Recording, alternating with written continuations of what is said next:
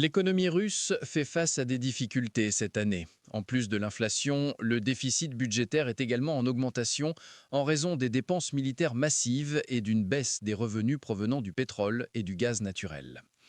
La croissance économique a également ralenti de manière significative. Cependant, la tempête économique qui s'intensifie n'est pas susceptible de pousser le président Vladimir Poutine à la table des négociations de sitôt pour mettre fin à la guerre en Ukraine. Les analystes disent que le Kremlin peut supporter cela pendant de nombreuses années encore, avec le rythme actuel des combats et les sanctions occidentales existantes en vigueur. Des économistes russes en exil, anti-Poutine, croient que la capacité du Kremlin à mener la guerre n'est entravée par aucune restriction économique.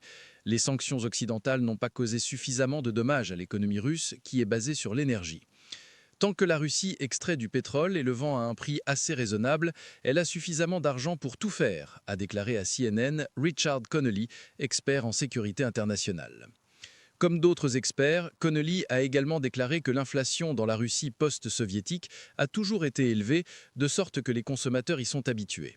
Le Fonds monétaire international a prévu que l'inflation annuelle en Russie sera en moyenne de 7,6% cette année, contre 9,5% en 2024. La Russie dépense maintenant près de 40% de son budget pour l'agression, a déclaré le secrétaire général de l'OTAN, Mark Rutte, plus tôt ce mois-ci. Les dépenses plus élevées ont créé une nouvelle classe de gagnants en temps des guerres, qui sont les fabricants d'armes. En conséquence, l'inégalité économique en Russie a diminué, ce qui signifie que Poutine fait face à moins de pression de certains secteurs de la société.